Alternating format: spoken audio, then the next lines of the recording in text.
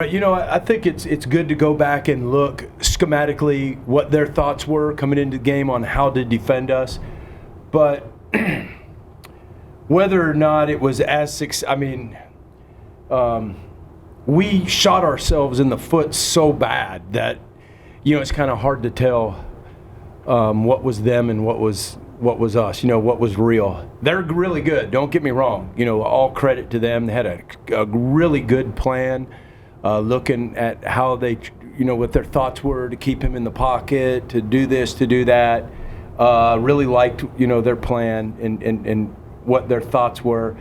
But, it's just so hard to, you watch it and if you have an improper perspective, it can distort reality. Reality was, we dropped a snap on 2nd and 1 or dribbled one back there. Everything about our offense is, we're a scheduled offense. We got to get first downs and get first downs. And once we get a first down and what we do, running the football, it compounds, what you do to the defense. And when you go 3 and out, it just kills you. It kills everything. And we didn't help, we started a couple drives, 1st and 15, we had 20 second downs in the game and 18 of them were 2nd and 7 plus. I don't know if I've ever seen that before, and and a lot of it was self-inflicted wounds, things like that. So yeah, it was good to go back and watch, to get their thoughts, to learn how people try to defend you, but it was really hard to watch us not execute at a high level. But I think Buddy Tevens had a great quote one time. I think they got beat really bad one game by Florida State. I can't remember, it was a really bad score. And he goes, now I know what Custard must have felt like, but at least he didn't have to come in on Sunday and watch the film. And so that's how I felt. Yes.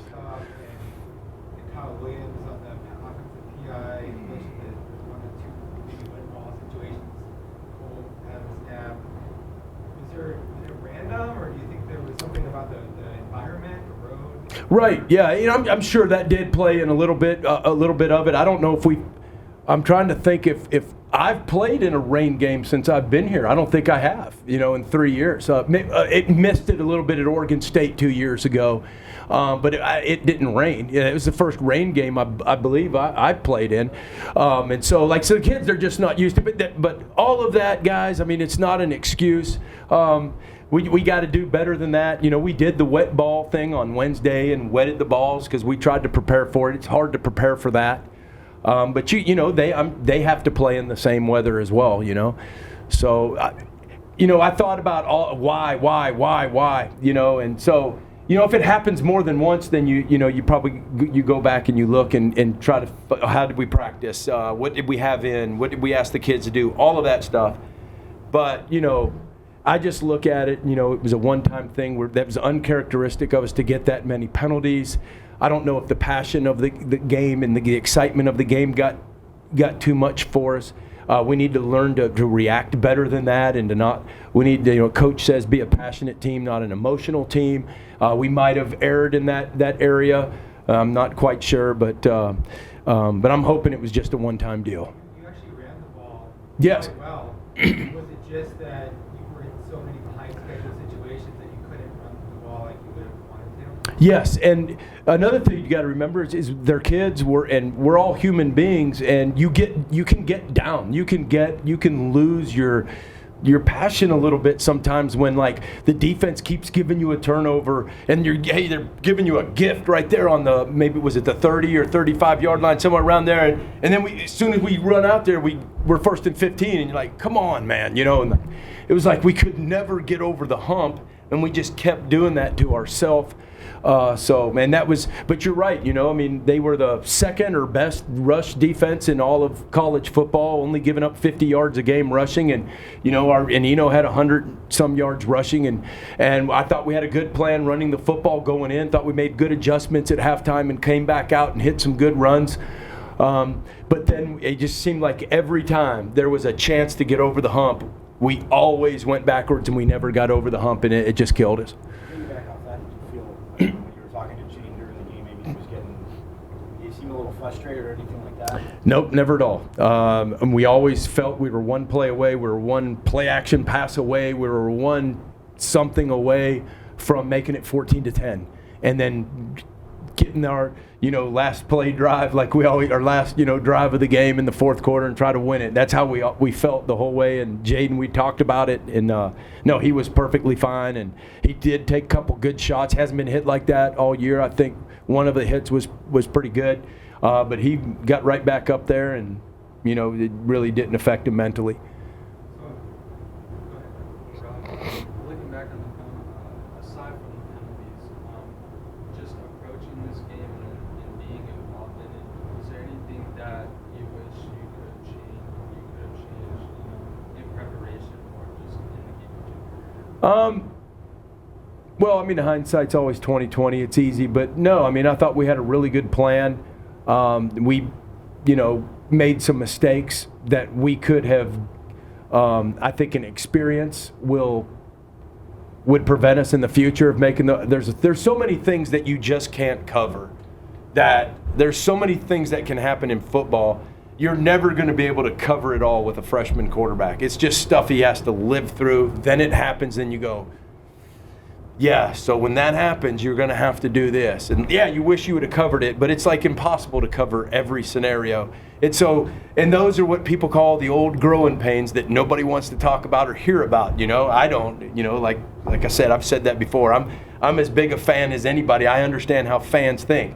I've sent Derek Jeter down to the minors about 1,000 times. So, I mean, I know how fans think, right?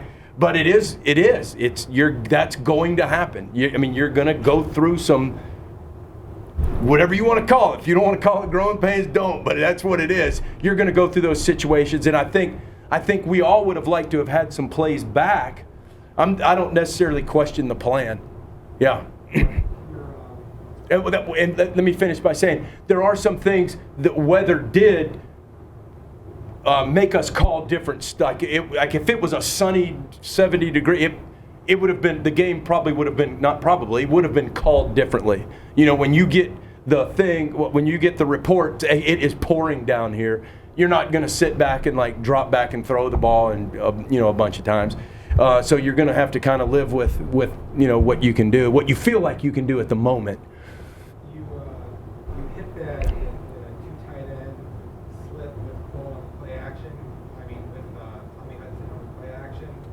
I know that a lot of the boots they were quickly on Jaden, but what do you think about your capability with two tight end stuff and where you're at with that? Yeah. So we really are wanting to expand. Get the ball to our tight ends. They can help us. They're good players. They have height advantage. And so, I thought that, going into the game, we had some personnel groupings out there where, Curtis was an outside receiver and things like that. And so, I agree with you. I think our tight ends can help us, and we need to get them more involved. You had Cody back in here, so Yes. obviously, Herb said yesterday that those guys will continue to be in the rotation. What would you say about that and just the protection in general in this game? Yeah, they were really good.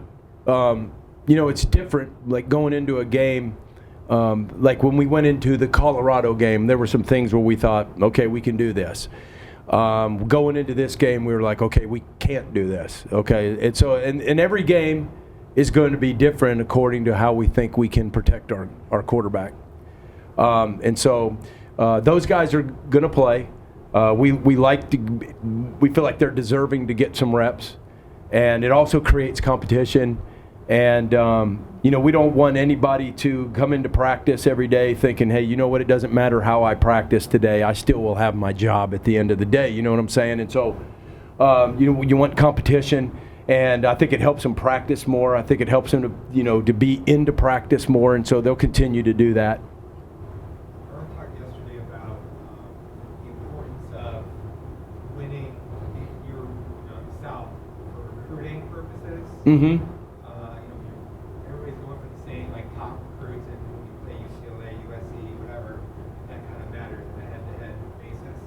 What's your sort of thoughts on that, especially where you're at with your program development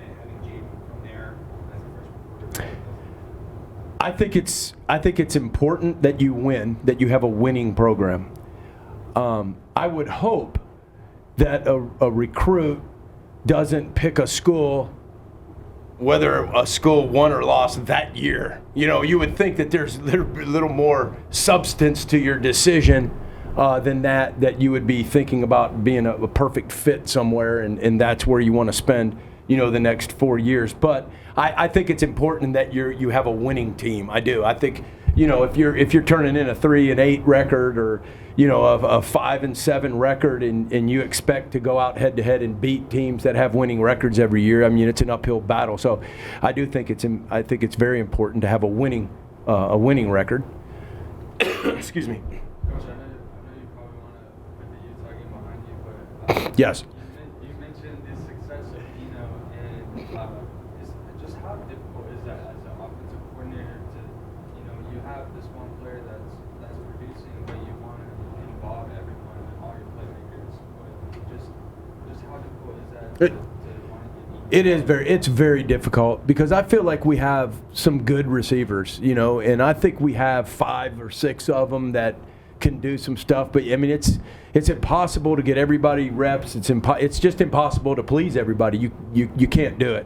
What did Nick Saban said something? He said, if you want to, what did he say? Please everybody, make everybody happy. Open up an ice cream stand or something like that. I thought that was a great quote.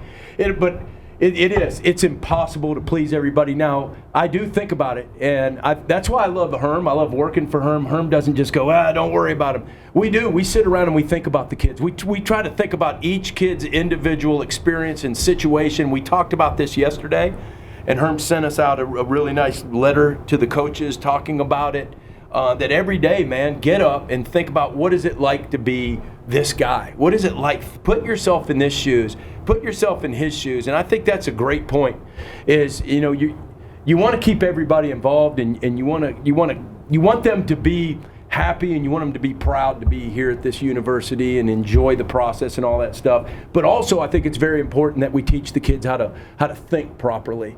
That you know, surprise flash, the world does not, you know, revolve around you, and it's hard to teach the kids nowadays. It's getting harder because of the social media and, hey, you know, like, retweet, all of that stuff, and it's so hard.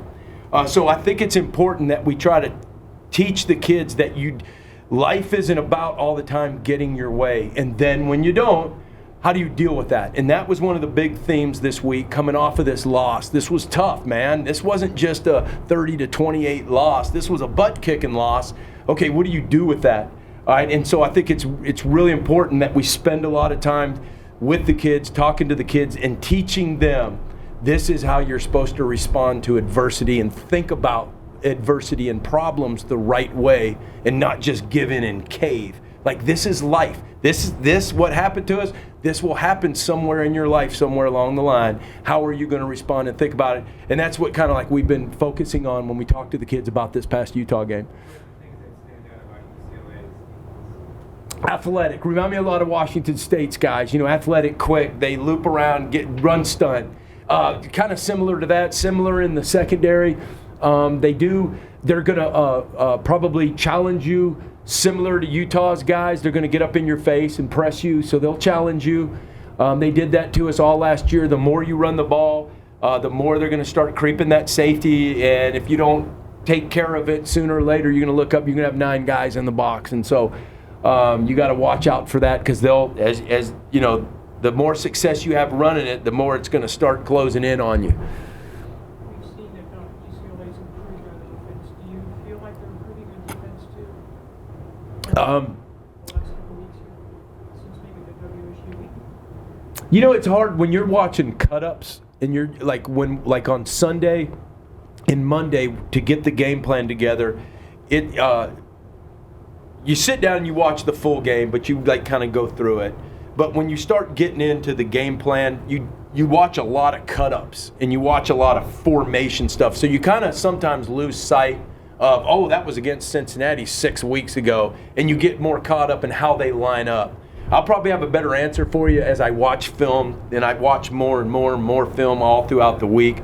But right now, we're just concentrating so much on how they line up and things like that per formation and red zone, third down, 2nd and 10, all of those kind of things that you kind of don't get that overall opinion right now of are they getting better on defense. Now I've watched on offense against Washington State. I think that's the only game that we got as a swap, and I thought they did some really cool, really good stuff.